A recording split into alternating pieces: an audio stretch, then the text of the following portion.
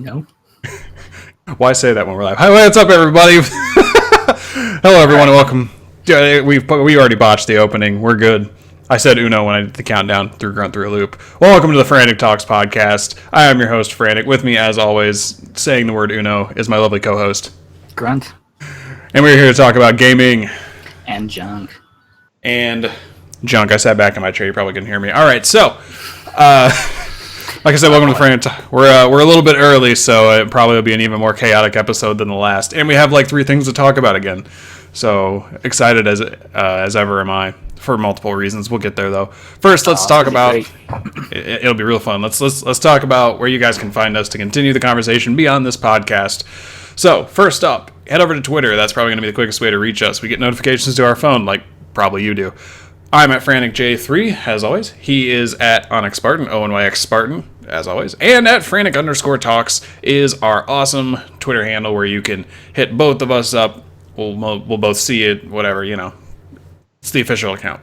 It'll tweet out other things related to Frantic Talks that maybe he or I don't tweet out or would get buried if we were to tweet it out. Also, you can hit up our good podcast ghost, Freak Show, at FreakShow187. He's always in what's the right term? He's always in need of tweets. I was going to say, puns. Yeah, send puns. Also send good feels his way. He's still dealing with his old situation, which we mentioned last week, which is not a situation we're privileged to talk about, but that's okay. Just tell him he's a cool dude.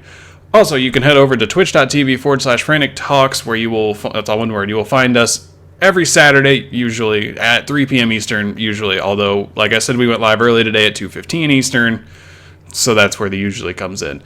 And since every Saturday, usually next Saturday, where there will not be a Frantic Talks podcast, I will be traveling. So that is where that stands.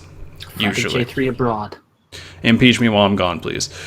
Anyways, YouTube.com. How about we just do it right now? Just kick me off. I'll just exit the podcast. Bye, guys.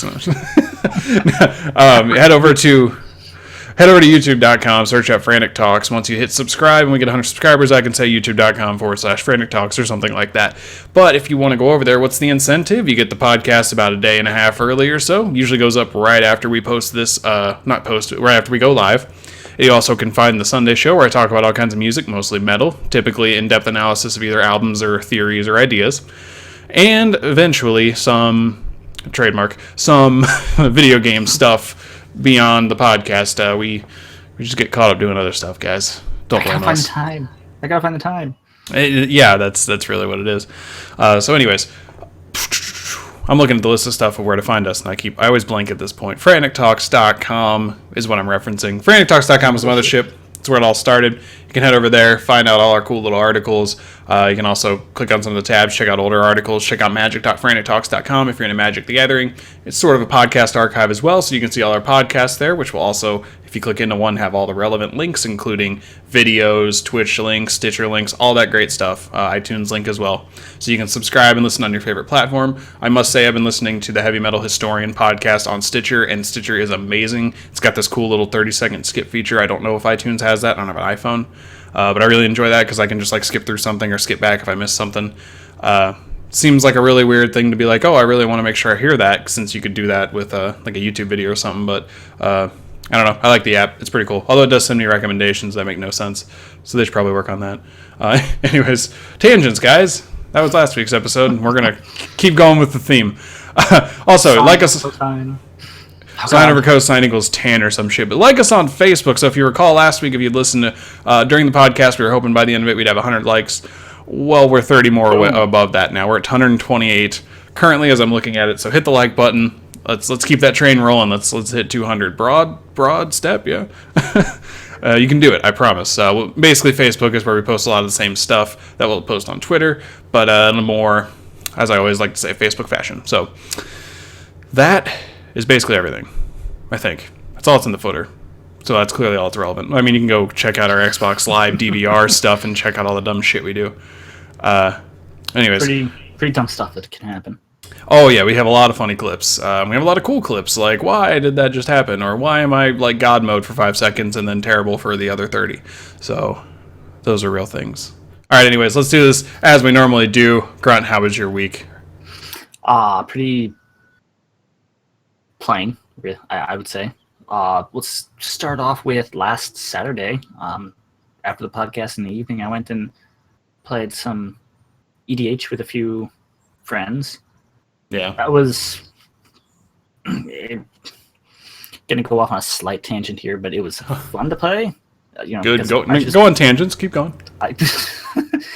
I enjoy playing the game, but man, when you play like a control deck 2 times in a row and a mill deck for a third game out of the 4 total games you play, it really sucks.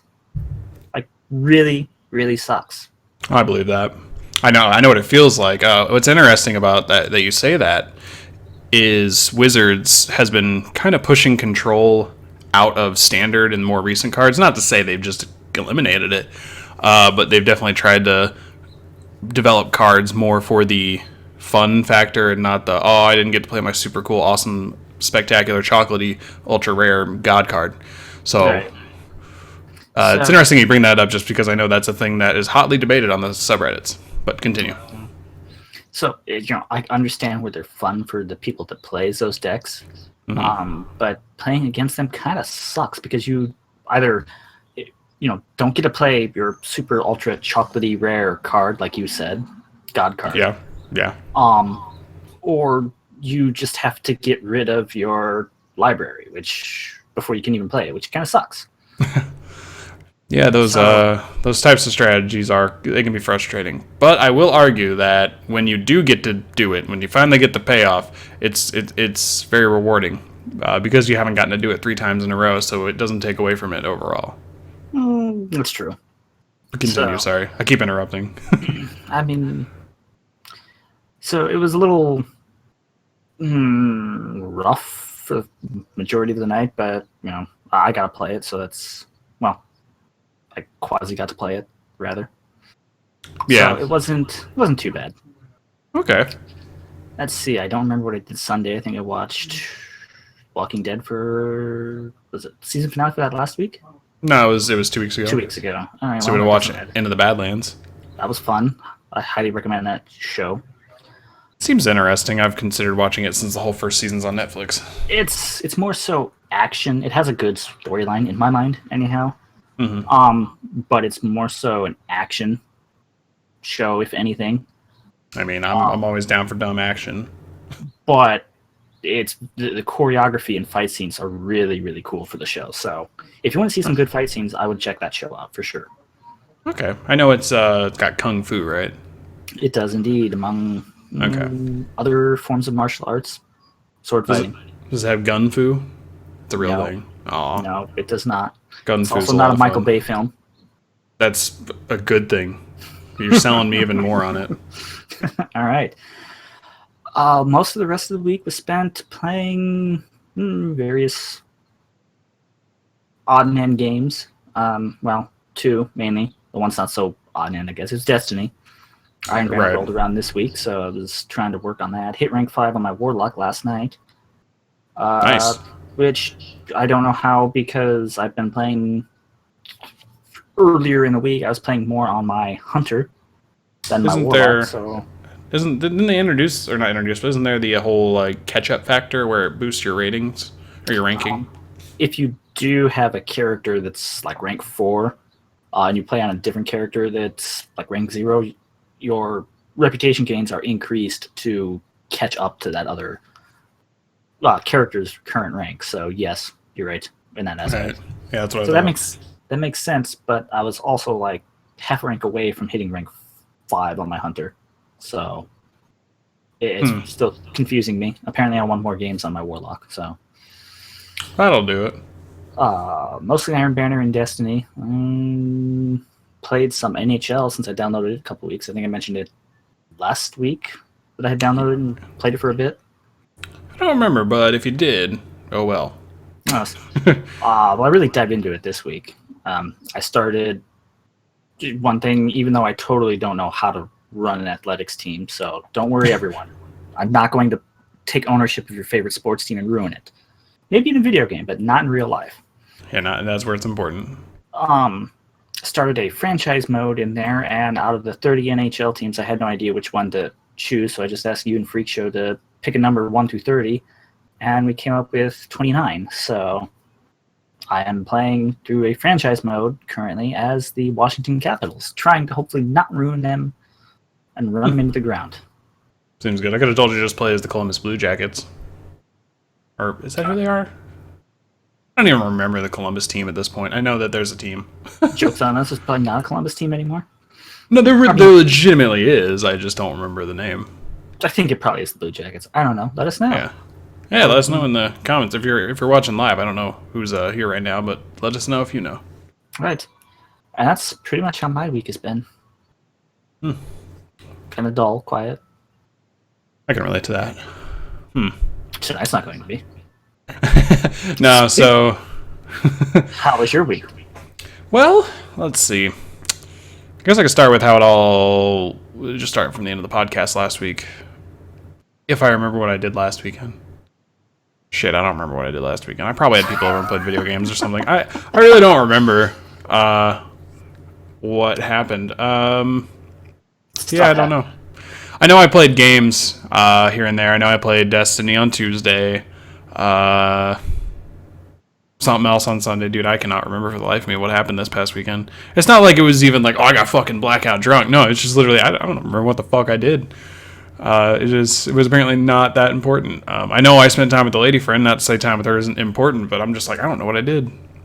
So probably sat on my ass and watched TV. I mean, we've been binge watching Shameless on Netflix, so that's one thing. And then last night we had family in town. We're watching that new Netflix show, 13 Reasons Why, which is a controversial show. I can't talk in and of itself because it just discusses a girl who recorded 13 tapes, hence the name. You know, there's 13 episodes, one for each tape, about how she killed herself, and it kind of like documents all that, the aftermath, and it does a lot of flashbacks to what was happening.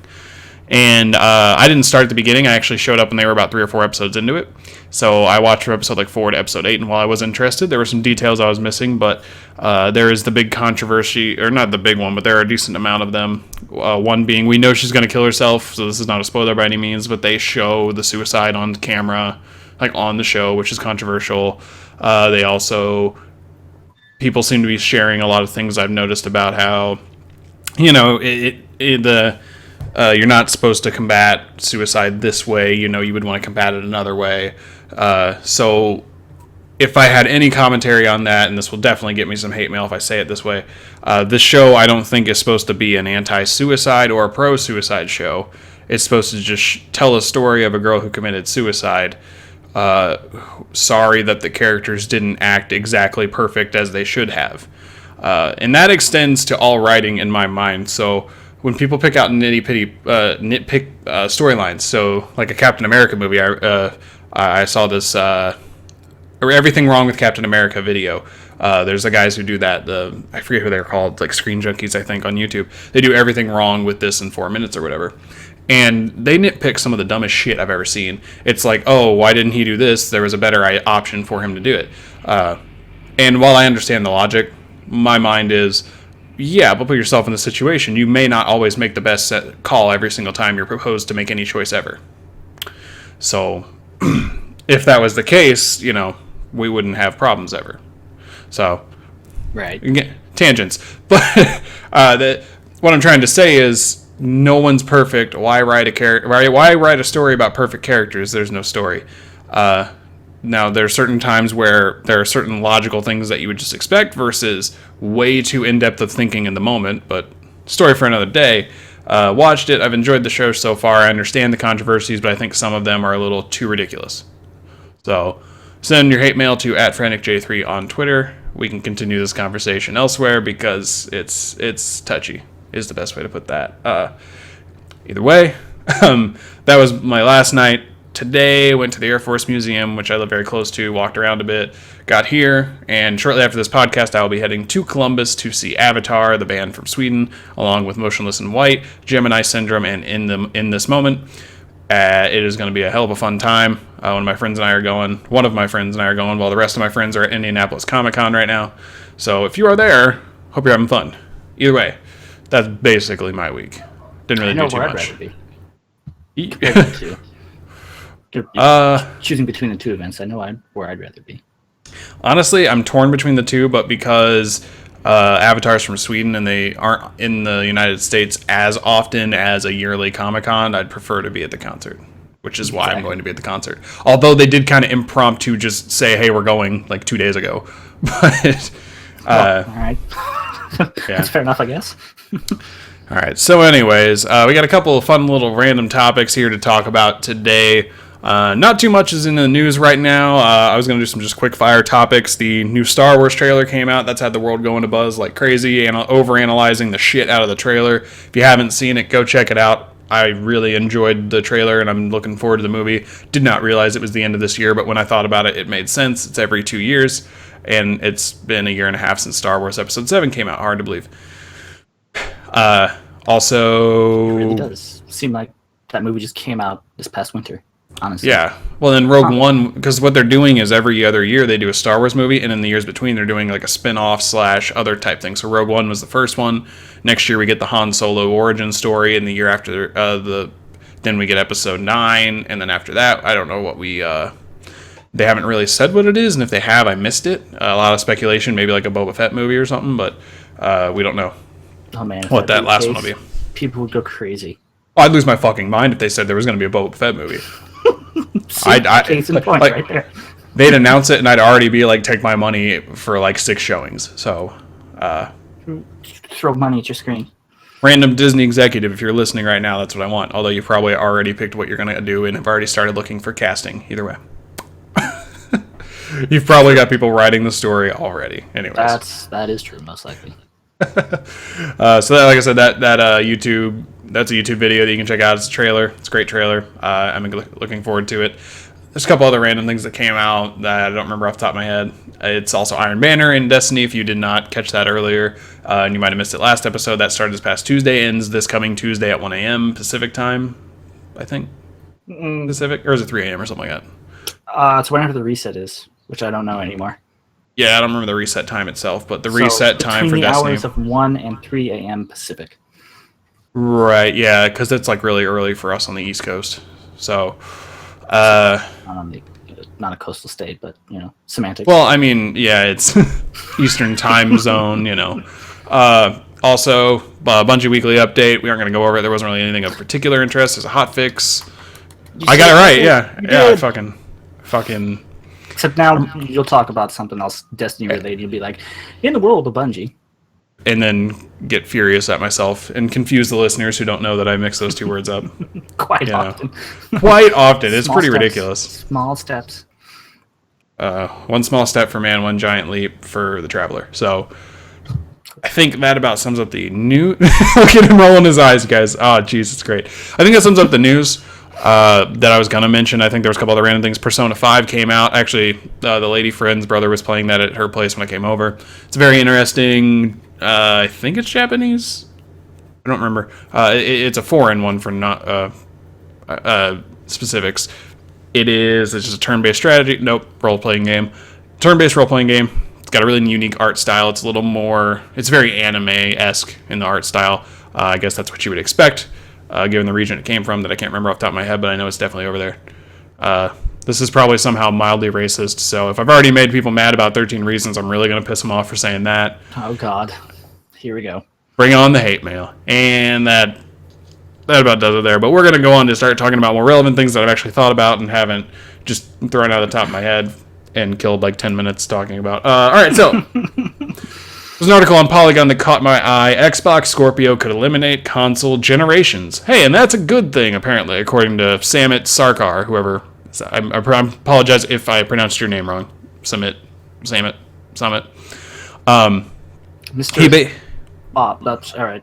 Person at Polygon. There you go.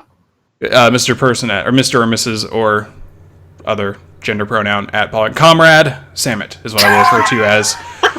Comrade is gender neutral. So our comrade at Polygon states that this could be a good thing. Now we're gonna dissect real quick what that means and maybe give you some of our thoughts. I'm just gonna die over here from laughter. While Grunt loses his fucking mind. Xbox Scorpio. If you aren't familiar with it, a couple episodes we kind of covered more in detail. quick cliff notes, it's a 4K gaming system, a lot like the PlayStation 4 Pro, that is coming here in the holiday season of 2017 is when we are expecting it. We are expected to hear more about it at E3 when Microsoft takes the stage early June. We will definitely talk about it on the podcast when that comes around, although I believe the week of E3 I will also be traveling. God. So I might be able to whip up a podcast while we're out there, but we'll see what happens. Sorry, guys. I mean, for an idea I had, we'd have to do it like a week or two beforehand, so we could just kind of sort of talk. Well, wouldn't be able to talk about it. Yeah, I was off at E3 after that, but Yeah, what you were saying is fine. I'm thinking more so specifics once we hear it, but anyways, it's a kick-ass console from the specs we've heard. It's going to be really powerful. It's going to do 4K. We don't know the price range. Like I said, this will all come out at E3. So that's the Xbox Scorpio. So now that I have an idea of what this is, what this person, our comrade, is trying to say is that the console generations, Xbox 360, the original Xbox, PlayStation 2, PlayStation 3, when you look at those systems, what stands out about them, compared to, say, a PC that you would game on? And what would you say, Grunt, to that question? Well, the fact that a new console would come out every so often, it would have the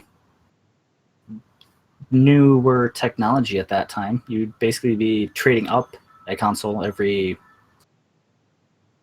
so many years.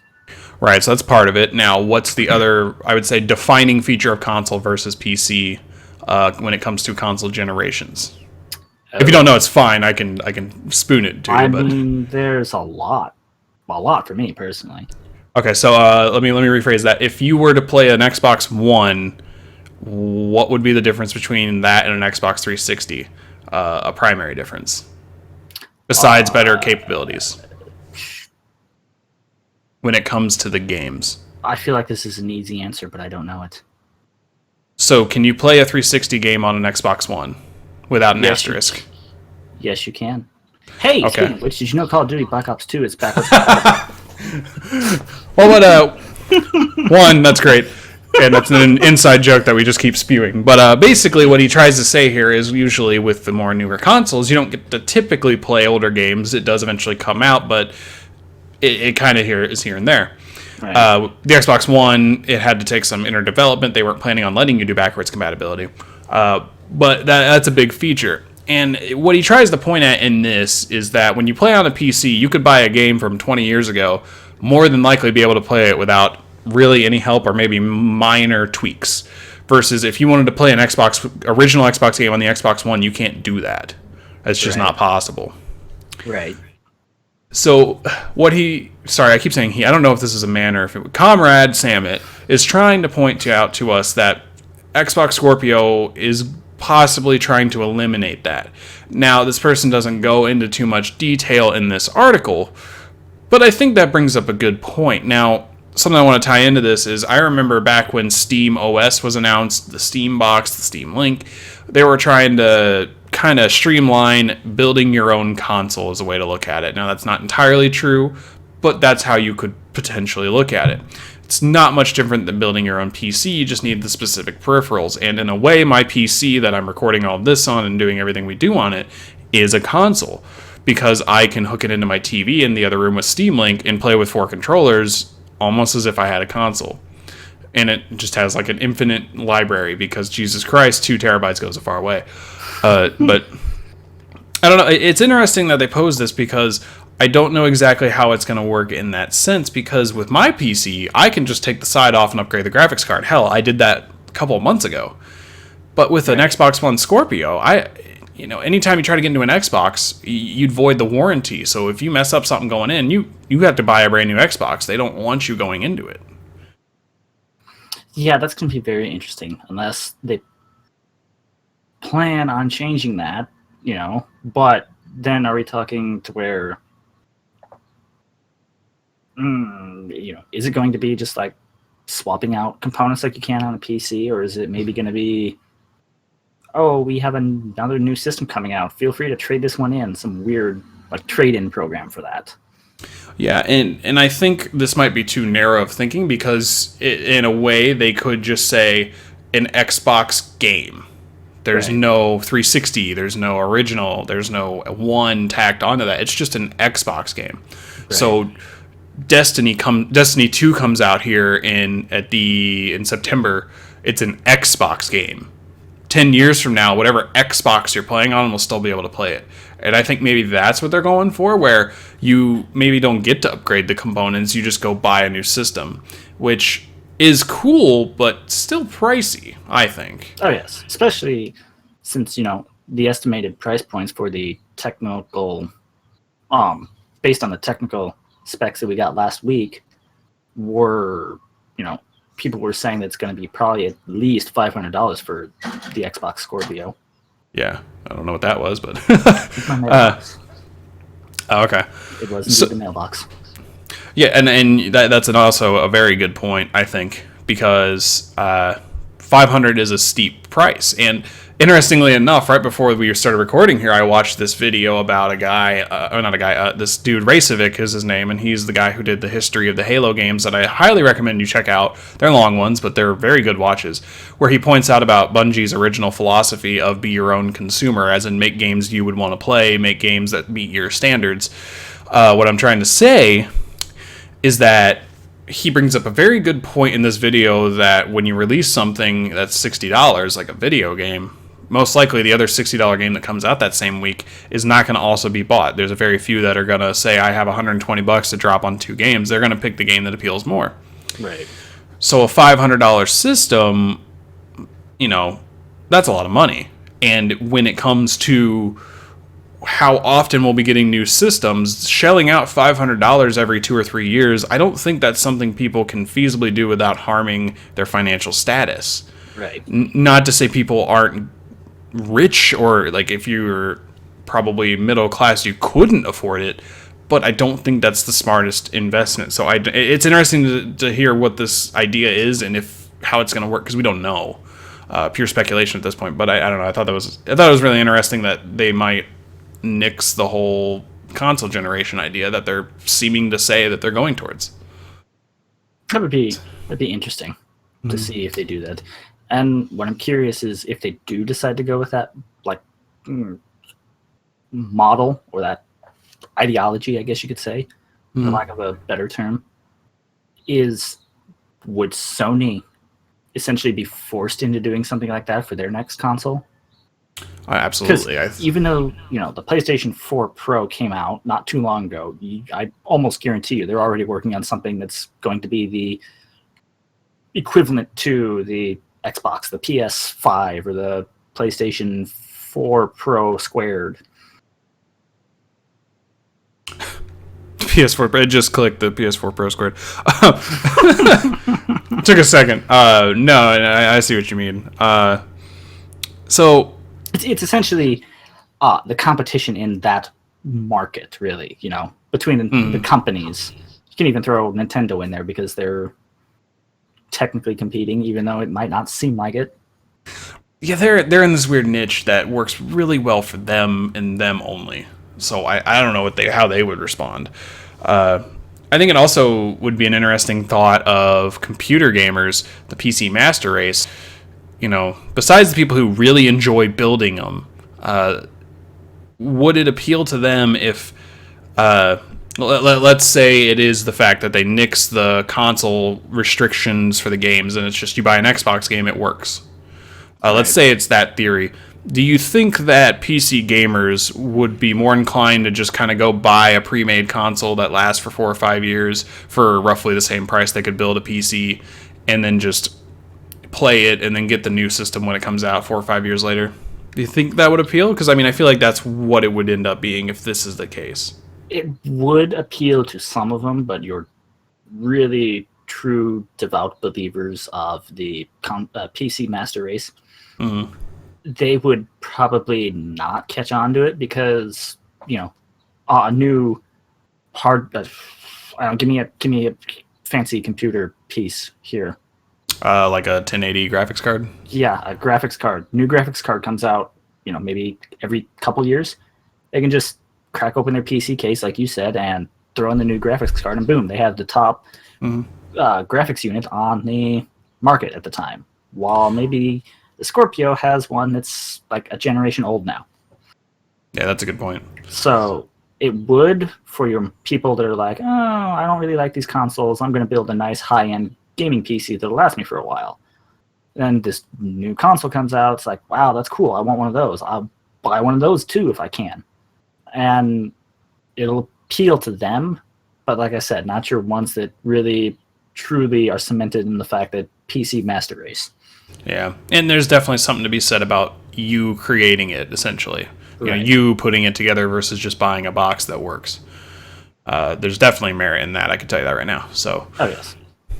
let us know what you guys think, everyone listening. I think this is definitely an interesting topic, and I'm excited to see where it goes, because I definitely would like to be able to play the games I bought today 10 years from now on a console without having to unplug and plug in a new console. Oh, right. It's just my personal feelings. So I don't have a TV anymore that lets me hook up my original Xbox, so yeah, see, there you go. You'd want that to, kind of sucks. right? So we're on the same page. Right, exactly. So it'd be great to buy one console in the future and be able to play, a game from like 10 years ago, or 10 years from now be using that same system if it hasn't died already. Yeah, right. Play the new game that just came out that I'm really looking forward to. So Right. I definitely agree with that. if we can do that and get console crossplay, platform crossplay really in there as like a standard, that'd be great.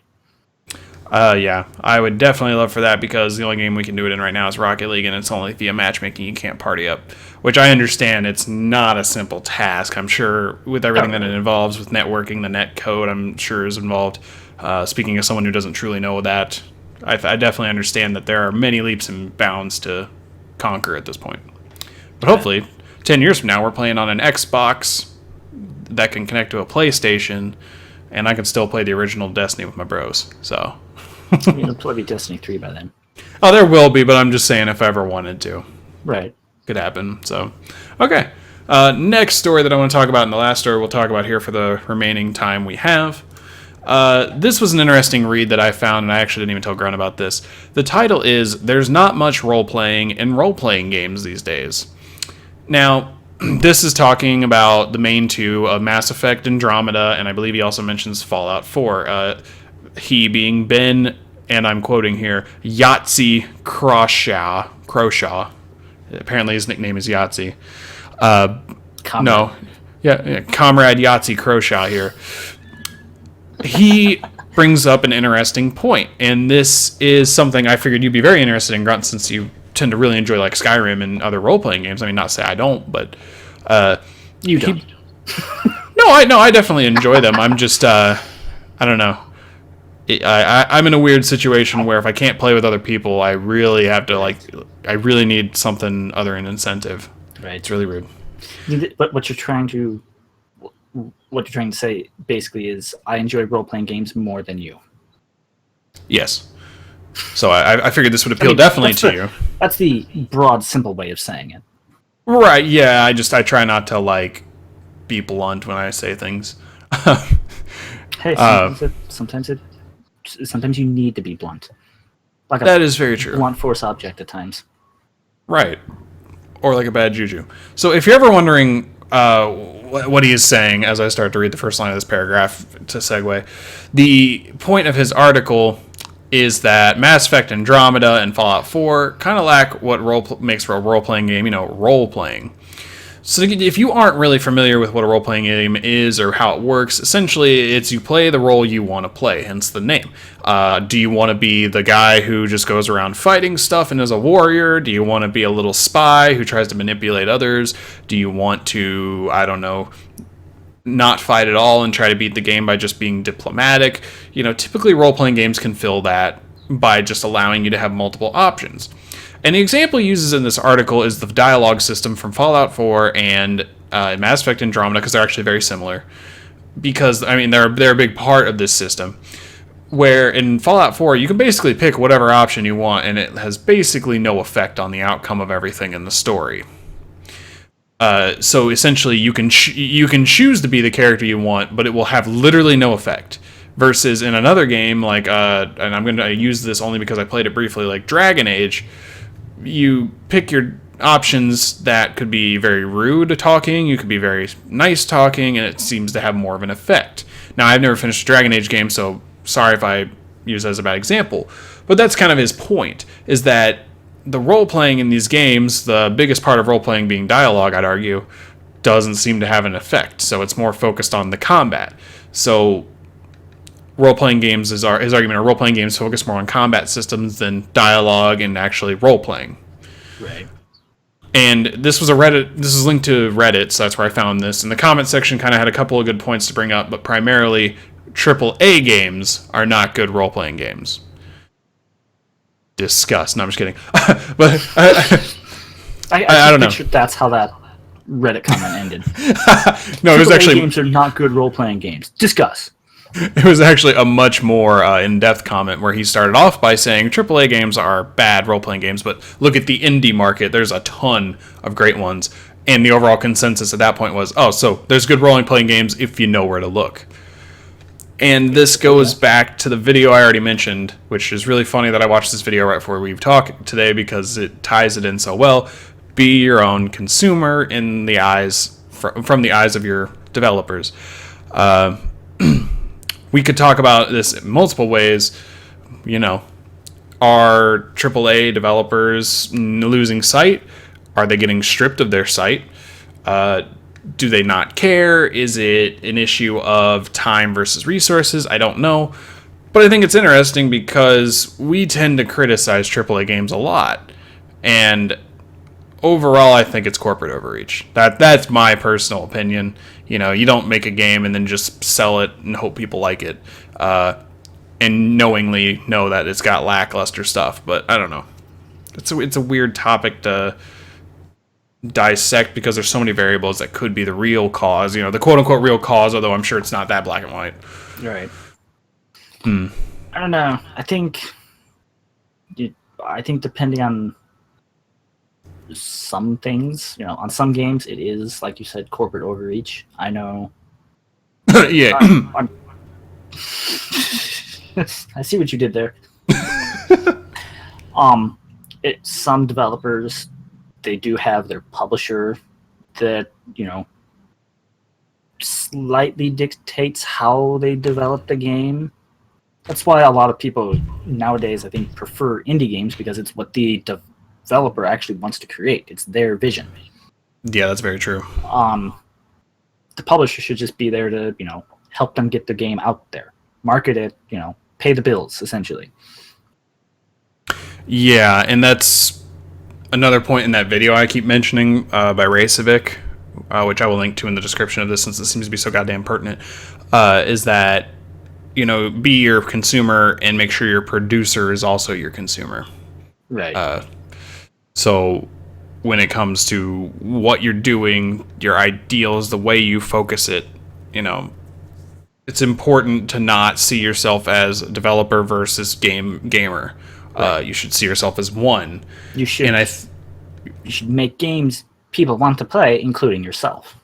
Right, and he uses Bungie actually because they're the ones who quote this, and also Marathon versus newer games like Destiny. Like, he does a really good comparison that I can't truly put into words that you would probably want to go check out. But I think that is more or less the real issue here. Now, like I said, not as black as white as it's the corporate fault. That could be a factor. But really, I think it's just, it takes, 3 years to make one of these games now versus back in the 90s. You know, back in the 90s, indie development was all it really was besides big names licensing out games that still only took a couple of months here and there. Okay. So it can be very easy to lose sight of where you started. I can't imagine working on a project for 3 years. The longest project I've even quote-unquote worked on was Frantic Talks, and I don't know if you can even count that. And we've been around for 4 years now. Not even 4 years yet. It'll be 4 years closer to like October or September. But almost 5, getting there. Almost a toddler. Wait, what? We haven't hit 4 years yet, and you're like, oh, almost 5. You gotta look forward, man. You gotta look forward. Keep on going. How Frantic Talk started to what it evolved to now, like I said, I can see that being a big change and it's hard to manage it all, I imagine. So there's a lot of Right. things going on here that I don't know. It's just interesting to me, and it's also kind of upsetting because of how much time and resources can be put into certain things, and then just kind of fall flat of expectations or never get seen by the public eye. You know. Right. And that's game development in general, not specifically just, RPG games, role-playing games, whatever. Right. Yeah. Very good point. Look at Scalebound recently. They showed us a lot of stuff from that. Well, okay. I wouldn't say a lot of stuff. They showed us enough to get people interested into the game and get excited for it. And then it was just canceled because reasons. Yeah. We never really got told why, but I think what it ended up being, what we heard versus what it really was, we don't know. But I think it was something along the lines of the ideals of the developer. I forget their name already. You just said it, didn't you? Nope. Oh, you didn't say their name. Well, the developer who was working on the game, they disagree with Microsoft. Right. And again, there's your corporate overreach that I keep talking about. But in reality, I don't think that's overreach as much as it's, here's what we want. And they're like, well, we don't want to do that. Oh, well, that sucks. Get the hell out. But so it's definitely not just role-playing games. You look at first-person shooter games, they're all just how much freaking microtransactions can be thrown in for no goddamn reason.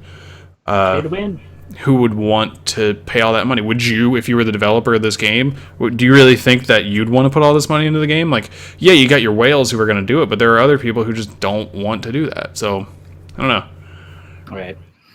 And I think when you go back to what you originally said, is their example in this article was the combat. The combat doesn't feel like it does anything with the story. Yes, that's true. The dialogue, though, doesn't. Your dialogue choices don't feel like they actually alter the overall storyline, and I completely agree with that in things like Fallout 4. Because I played that game for quite a while, and it's still fun. I enjoyed it. I enjoyed the story, the overarching storyline from it, even though it felt predictable at times. Yeah, Like, I totally called the ending. I think I mentioned it sometime, even on one of those podcasts back in the olden days. of November of last year. I mean, if we're being honest, that's probably when I finished it, yeah. But the dialogue really just felt like it was more so affecting your status or relationship with other characters in the game, people within the factions for the game, but not anything directly related to the story. Sure, you could be a smooth talker and talk up to like the Institute and destroy them from the inside if you wanted to, I guess. That's when maybe your dialogue choices would come into effect, but even at that, it's just aligning you with that faction, and it's not changing the end result of the storyline. That's a really good point. So I think when it comes to things like that, that might be an issue of maybe a mashup of game design and like storytelling not wanting to necessarily work together. But right. Again, it goes back to the whole, it's not a black or white issue here. Right, and it's something that I just thought of that maybe could also be a very important factor in all of this is burning bridges in the game is something they want to avoid. So let's use the logic at the beginning when we talked about Magic, where we want to play our super extra ultra chocolatey rare card. We want to play it, we want to do this, but if we screw up somehow, our opponents can capitalize. And the way Magic is starting to work more and more is it's less user error, more game just works for you. Could it be that simple? Where say you have 10 options in Fallout 4 for partners. I don't know how many there are, but Lots. should you be able to have all 10 as your partner when some ideologies of them conflict? Now, I don't remember the characters all too well. There are a few I can think of that come to mind, but let's just use a simple idea of 10 people. Person A thinks you shouldn't kill people, person B does. You can win over both of their trusts and not have any conflicts. So are the developers making the game where it's like, well, if we make an achievement to befriend character A, they have to start a whole new game after putting 40 hours into it. Why don't we just let them do it? It's like, oh, I guess that could work. So then your dialogue has no meaning. Right. You know what I mean? Right. And that is a huge thing in Fallout 4, because there are characters that, if they're travel companions, actually, that when they travel with you, if they see, maybe they don't like you killing the bandit that was begging for his life, so you kill him in front of them, they're not going to like that. Yeah. You go back with a different person, do essentially the same thing, maybe they do like it, and it doesn't matter. There's no real repercussions or feeling like you're actually investing in a character. Now now that some might say that's a bad example, because at some point, if you would piss them off enough, they will leave. But once you win them over, it doesn't matter. The point really is that it seems as if you're given a lot of chances to fuck things up. So thus, it's not much about playing a role as much as it's the game just letting you do whatever, but it has no bearing on anything that happens. Right. So in the sense of role-playing games, I understand it's hard to make a game that has infinite avenues or seemingly infinite avenues. That's a lot of variables. Okay. But also, if it's just linear, that's a little bit of a problem.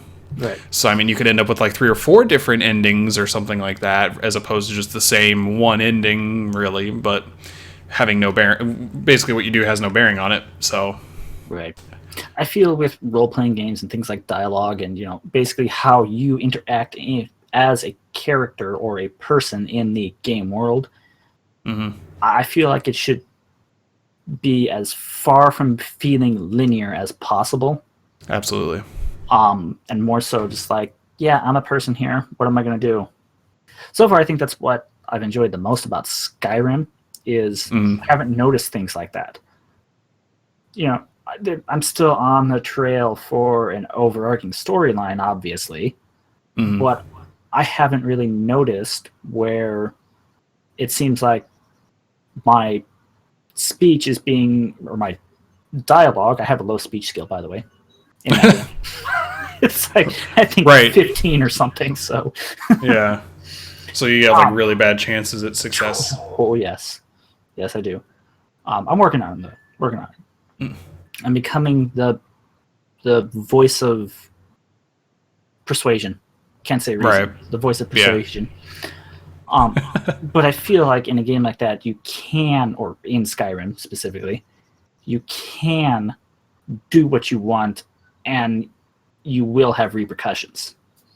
Because I have done things in that game that have made people mad at me.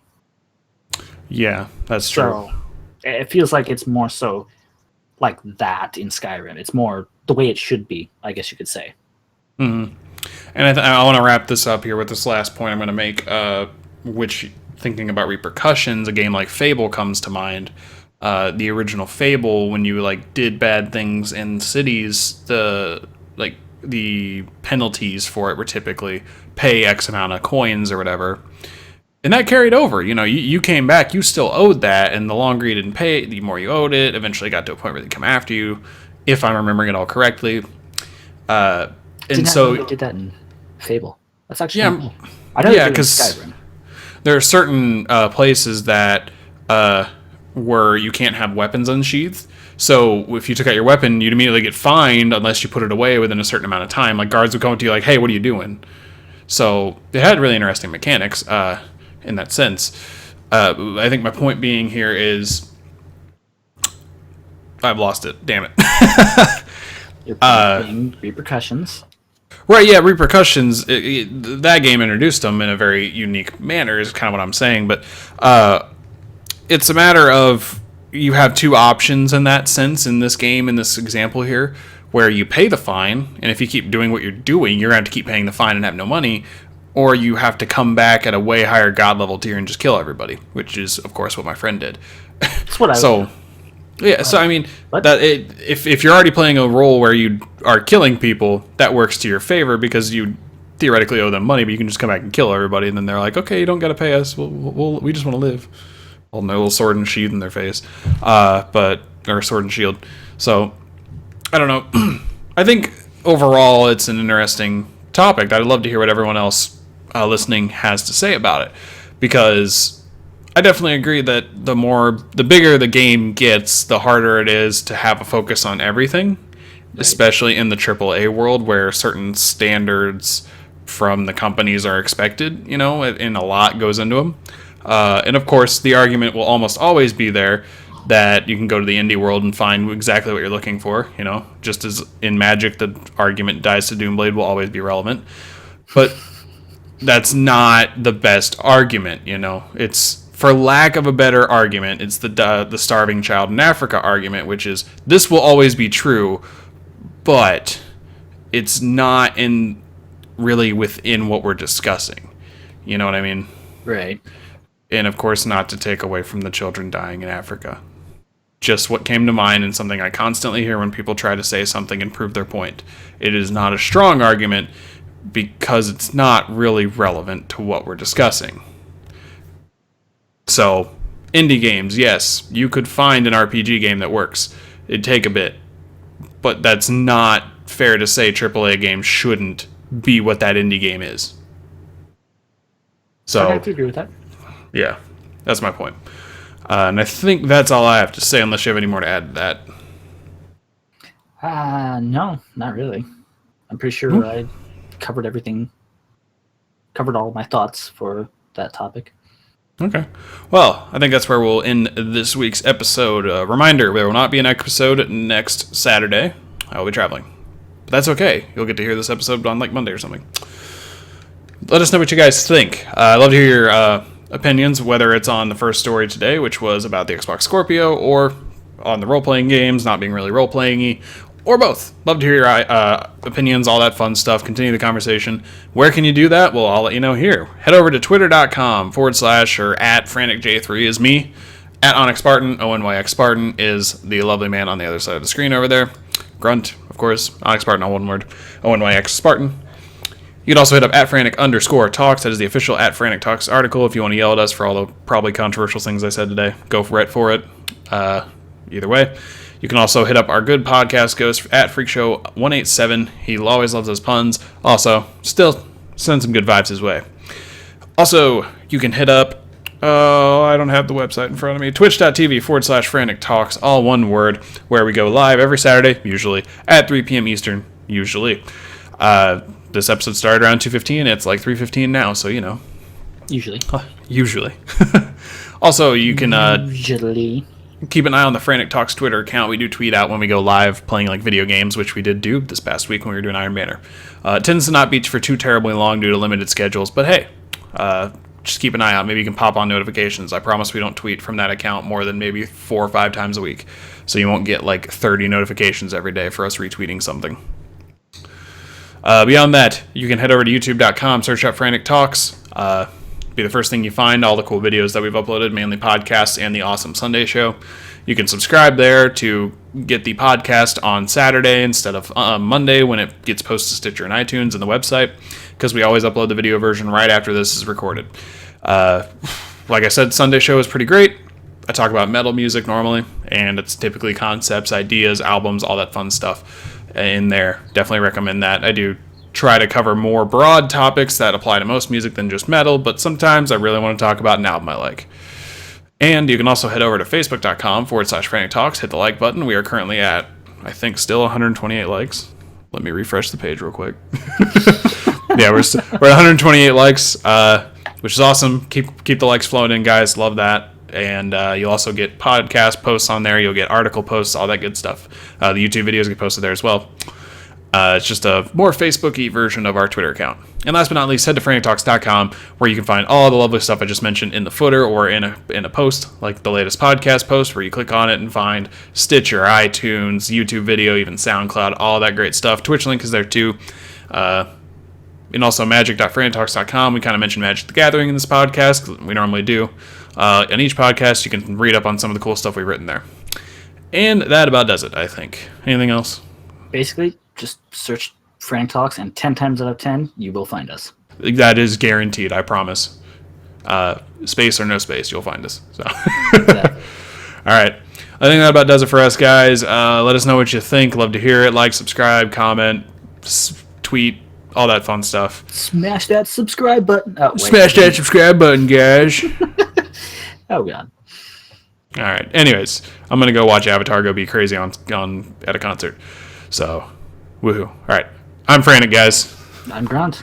We'll see you guys next time.